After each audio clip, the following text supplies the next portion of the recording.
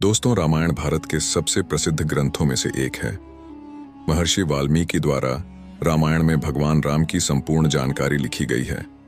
लेकिन कुछ लोग भगवान के होने पर ही सवाल उठाते हैं और रामायण को केवल कहानियों से भरी एक किताब मानते हैं। तो वहीं कई धर्मावलंबियों का यह पूर्ण विश्वास है कि रामायण में वर्णित घटनाएं वास्तव में घटित हुई थीं।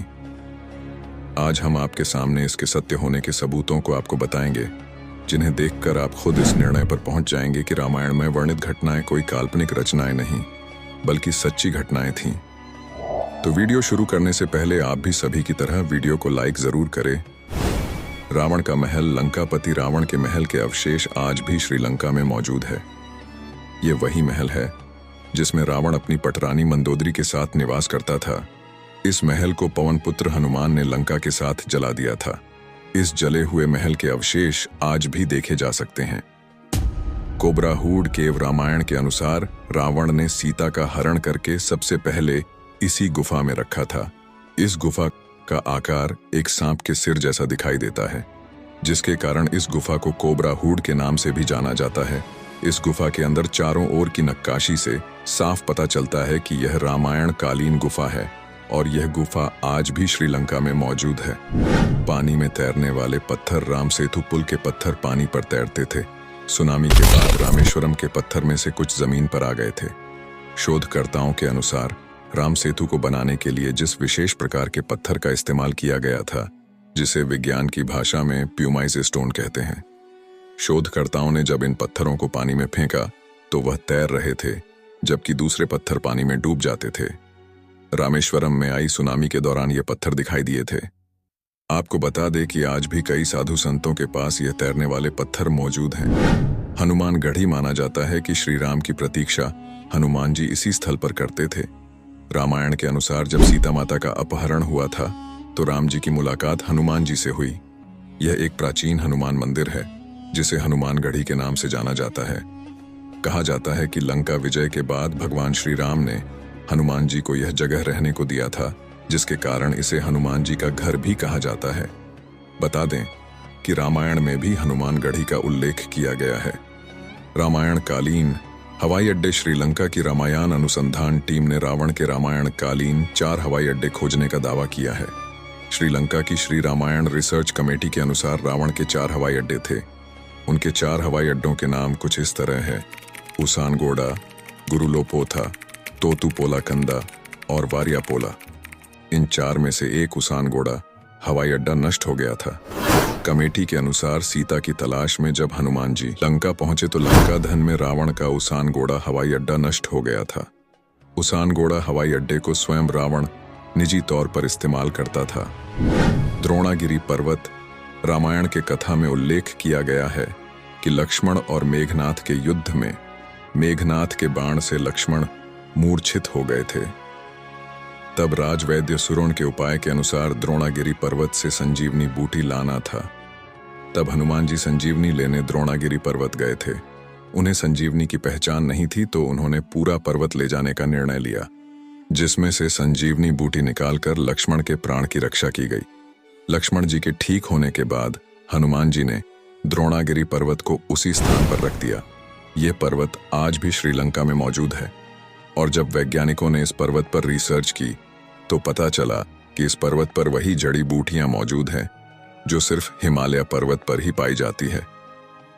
लेपाक्षी मंदिर सीता हरण के बाद रावण माता सीता को जिस मार्ग से लंका ले जा रहे थे, उस मार्ग पर राम भक्त जटायु ने रावण को रोकने के लिए युद्ध किया, लेकिन रावण ने जटायु के दोनों पंख काट के उन्हें गंभीर रूप से घायल कर दिया, जिसके बाद वो घायल अवस्था में श्री राम के सामने गिरे और उनकी गोद में ही अपने प्राण त्याग दिए। जिस स्थल पर जटायु गिरे वहां लेपाक्षी मंदिर का निर्माण किया गया। यह मंदिर आज भी आंध्र प्रदेश में देखा जा सकता है।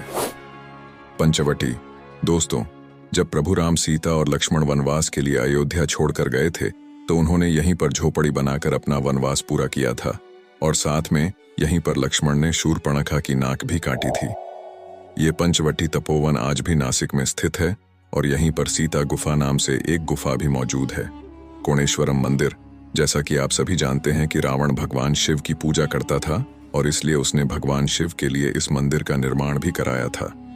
आपको बता दें कि यह दुनिया का इकलौता ऐसा मंदिर है जहां भगवान शिव से ज्यादा उनके भक्त रावण की आकृतियां बनी हुई हैं।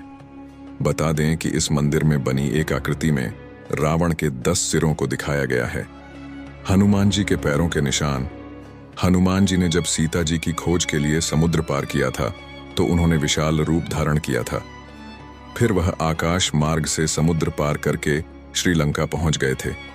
ऐसा कहा जाता है जहां उन्होंने पहले कदम रखे वहां वहां उनके पैरों के निशान बन गए। यह निशान आज भी वहां की चट्टानों पर मौजूद है।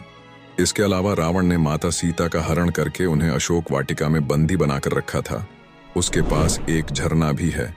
इसी झरने के पास ही हनुमान जी के पैरों के चिन्ह प्राप्त हुए हैं। जांच करने पर इन पद चिन्हों की उम्र लगभग 7000 वर्ष पूर्व की आंकी गई है। इसके अलावा भी बहुत सी ऐसी जगह है जहां पर भगवान हनुमान जी के पैरों के निशान मिलने का दावा किया गया है। राम सेतु को एडम्स ब्रिज भी कहा जाता है। यह भारत के दक्षिण पूर्वी तट के किनारे रामेश्वरम द्वीप के मध्य छूना पत्थर से बनी एक श्रृंखला है। भौगोलिक प्रमाणों से पता चलता है कि किसी समय यह सेतु भारत और श्रीलंका को भूमि मार्ग से आपस में जोड़ता था। वाल्मीकि के अनुसार नल और नील के सान्निध्य में वानर सेना ने 5 दिन में 30 किलोमीटर लंबा और 3 किलोमीटर चौड़ा पुल तैयार किया था।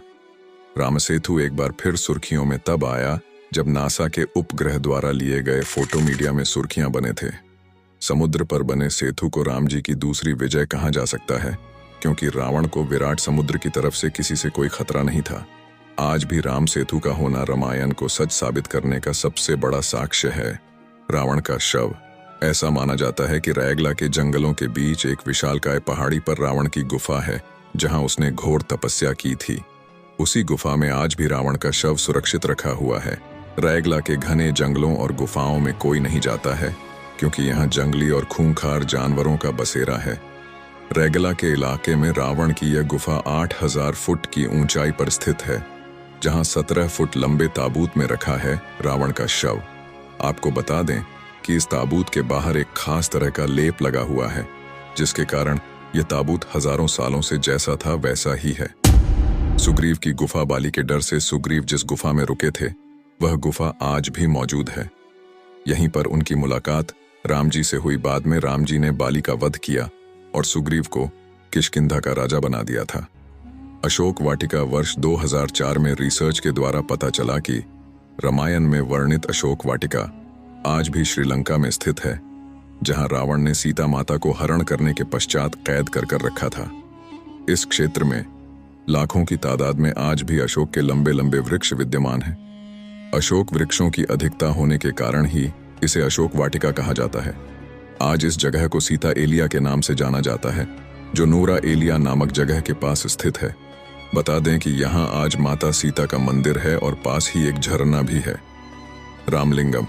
भगवान राम ने जब रावण का वध किया था तो उन्हें पश्चाताप करना था, क्योंकि उन्होंने एक ब्राह्मण को मारा था। इसके लिए उन्होंने भगवान शिव की आराधना की थी।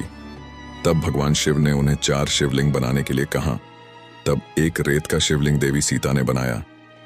2 शिवलिंग हनुमान जी कैलाश पर्वत से लेकर आए थे और एक शिवलिंग को स्वयं भगवान राम ने बनाया था, जो आज भी इसी मंदिर में स्थित है। इसीलिए इस जगह को रामलिंगम कहा जाता है। उम्मीद है कि आपको ये वीडियो में दी गई जानकारी पसंद आई है, तो कृपया करके कमेंट में जय श्री राम लिखकर एक लाइक अवश्य करें। धन्यवाद।